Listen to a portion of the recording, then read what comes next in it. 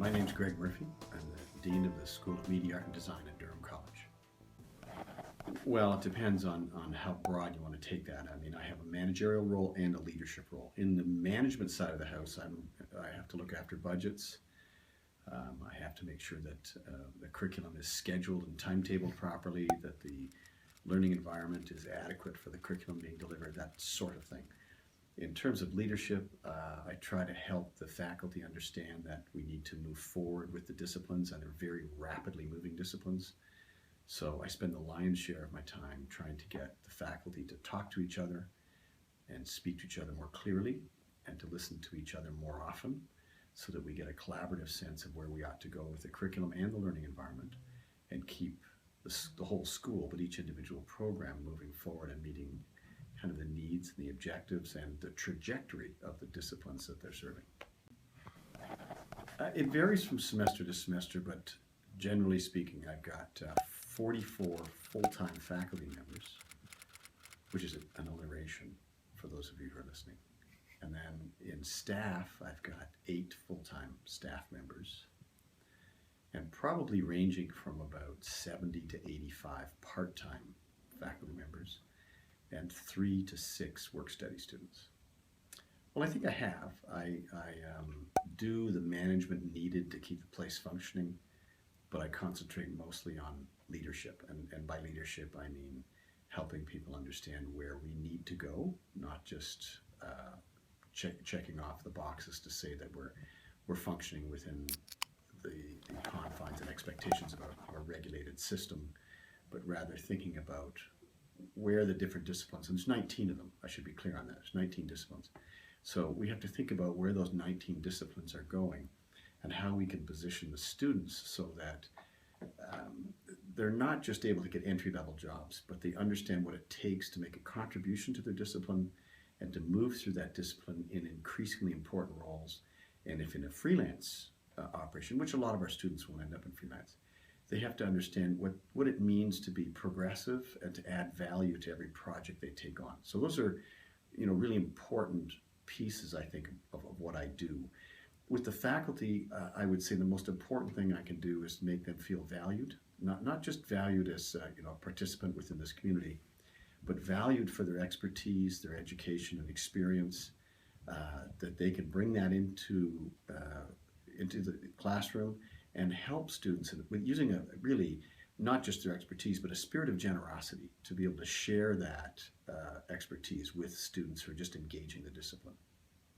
That's an interesting question. I mean, you could have asked that of Guglielmo Marconi or of Alexander Graham Bell. Every time you throw technology on the table and it becomes the way of doing business, whether that's changing from using an abacus to an adding machine to a calculator, or you're using a telephone and then a wireless, which is what we used to describe radio as, where you communicate with a wide audience that's widely dispersed, or you're using internet. All of those things simply change what you do. They don't change the core of what you need to know, the attitude you need to bring to the discipline that you're teaching and the discipline of teaching.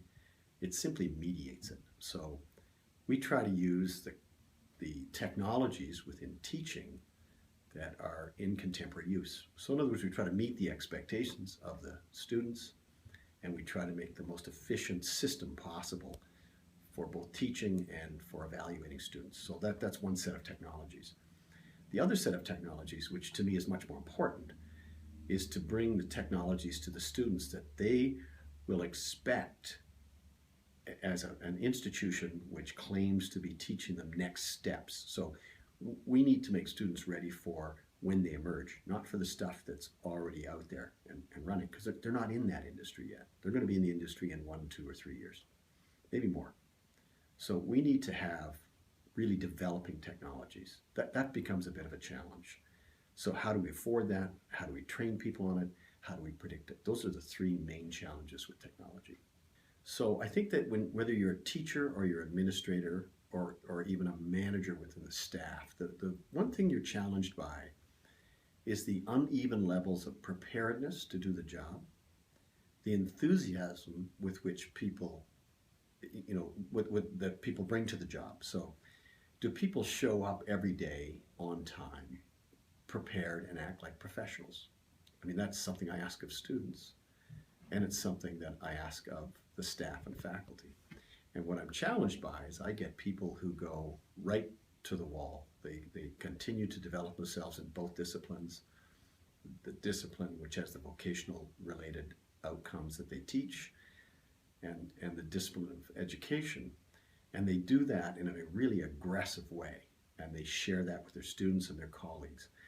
I've got other people who show up, they teach from an old syllabus, they aren't available in the same way to students. And by available, I don't mean just putting in time, but being fully available with their developing and current expertise and their enthusiasm and their support of students. So you get such a wide range. Where the tension comes in, where the problems come in, is that faculty recognize that. They recognize that, faculty member A is putting in more time and bringing more to the table than faculty member B. And they've been here longer than me and are getting paid more because of the structure we use. That creates tension. Well, I think I've itemized that. So I try to help them grow. I guess if I was to formalize what I'm saying, I help them grow by encouraging them to stay active within their discipline, to make a contribution, to continue to make a contribution in their discipline, as much as that's possible given their divided time with their teaching duties and their professional development now in two fields. So in the past, for instance, you're a filmmaker, and your professional development has been in film. So everything that you did as a professional in your ambitions and your interests and enthusiasms around filmmaking had to do with becoming a better filmmaker and understanding all the roles within filmmaking.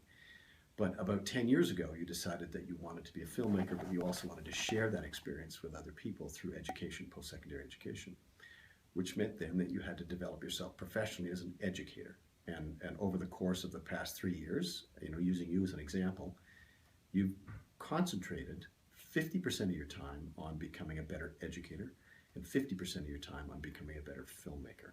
And I think I try to provide not only the opportunity, but the encouragement for the faculty and the staff to do both of those things. Threats. I try to motivate them firstly by example. So I engage in research, I engage in colloquia across the country.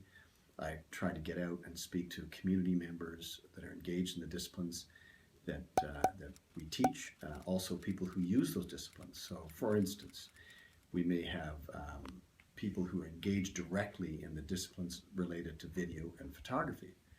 And that's one community engagement that I'll bring my faculty and students into contact with and into an active conversation with. But the other group of people within the community are the people who use those disciplines. So they need to have assets, and they recognize the qualitative differences of those assets. So I bring the faculty and students into contact with them as well, because those are the people that become the client base, the initial client base for the students, and they become the anchor for this college, which is described as a community college. So we need to make a difference in the development of the community, and that's the way we do it within the school.